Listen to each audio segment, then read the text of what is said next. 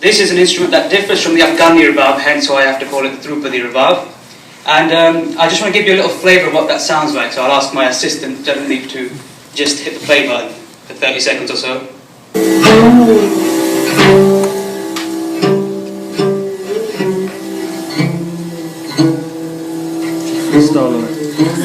Yeah, so this is what they would call an alert, freestyle. He's just having a bit of a jam in the Raag, building the atmosphere, the mood. So commonly what the Jam Sakhi state and common Sikh history, they say that when Guru Nanak used to sing, he used to say the following to Mardana. Mardana, Rabab Chair, Bani Aiya, which means Mardana, pick up the Rabab, play the string, Gurbani is coming, Turki Bani is coming, the message is being revealed. So the main corpus of Guru Granth Sahib Ji is generally split up into Raag and non-Raag sections. Of the Raag sections, there are 31 main overall chapters. That doesn't mean there are only 31 Raags though, because within those chapters there are what we call Mishrat Raags. These are combination Raags. So within Gauri chapter there are approximately 13 varieties or so. So to name a few, Gauri Bairagan, Gauri Malwa, Gauri Jeti and so on. Alongside that, the Gurus invented many different Raags. So the first Raag hit in the chapters is Raag Siri or Siri Raag, and it ends with Raag Jajavanti, which is Guru Tegh Bahadur Ji's creation. And alongside that we have 5 other instruments apart from Rabab which were also created, namely Taus, Saranda, Sarangi, Dilruba and Jodi. So these are some pictures of, that's a classical fresco there of Madonna left hand corner. That's a contemporary picture from the last century. That's a picture from an overall picture from Maharaja Ranjit Singh's time. I couldn't get the overall picture, but it shows Maharaja Ranjit Singh listening to Guru Granth Sahib Ji. And this is a watercolour painting of Harmandir Sahib by William Carpenter in 1854. And I'll just point out, you might be able to see it, but there's a Jodi and a Rabab player here. So the tradition is well established. So what is Raag? According to Sanskrit, it is the act of colouring or dyeing. And for me that's quite interesting because there are many folks in Gurbani which mention that you should colour or dye yourself in the Naam. So Raag is also giving that meaning almost, but what the Gurus have done have taken this idea and progressed it forward. They convey particular moods, emotions and feelings. And I don't expect you to read this, but it's just to show you that each Raag has a main theme in the Shabdas that appear within the chapter. And I just want to focus on Vadhans, which is why I've highlighted it. So Tripat mentioned in his speech 2 days ago a style of poetry called Goriyan. Can anyone remember what they are? Wedding hymns. Wedding songs, that's right. But also with the Vadhans Raag, there appears another Bani called Alahaniya. Does anybody know what they are?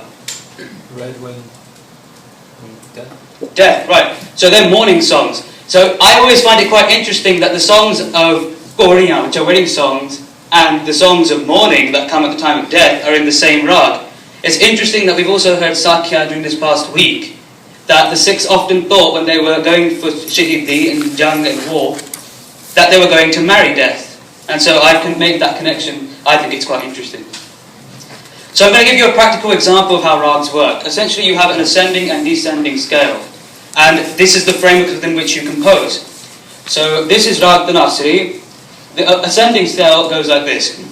Ni sa ga ma pa ni sa ni da pa ma ga re sa. So can anyone point out the difference between the ascending and descending here? It's a difference of 2 notes. There's an addition. Da. Da and re, that's correct. I've highlighted them for you there.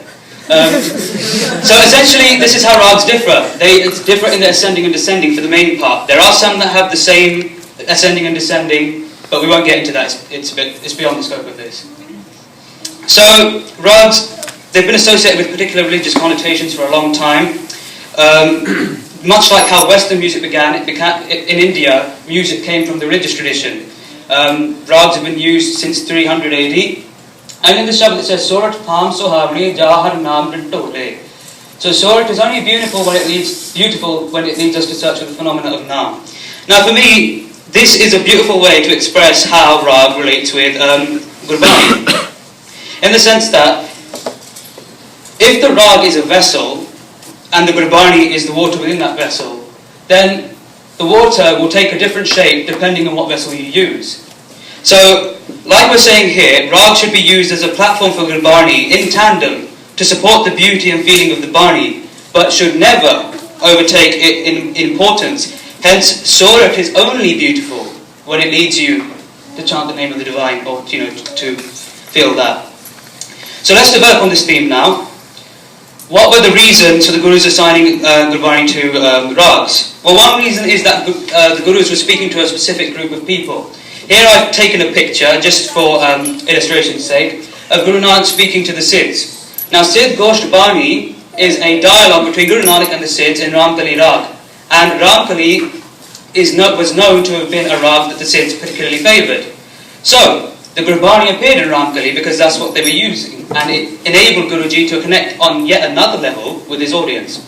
Secondly, we often talk about the numbering system in Guru Granth Sahib as a locking mechanism to stop adding and subtraction of Gurbani. I would also argue that having assigned Kirtan in Raag, Guruji has sealed the essence and the flavour of what they were trying to portray.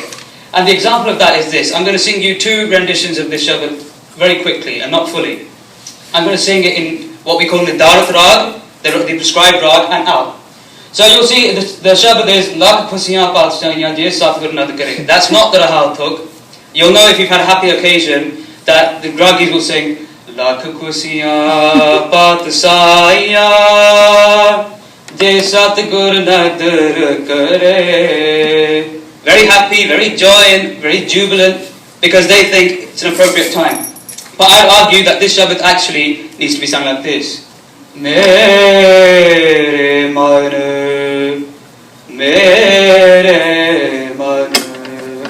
ekas syo chitlaye. So completely different. You can tell that Gurbani has actually been changed there slightly. Now the Sikh Raag Maryada also states that Kirtan means singing the scriptural compositions in traditional musical measures. And that's where I'll leave you, that we should try and get back to these and maintain the message of Gurbani. Vaheguru Ji Ka Khalsa, Vaheguru Ji Ki Fateh.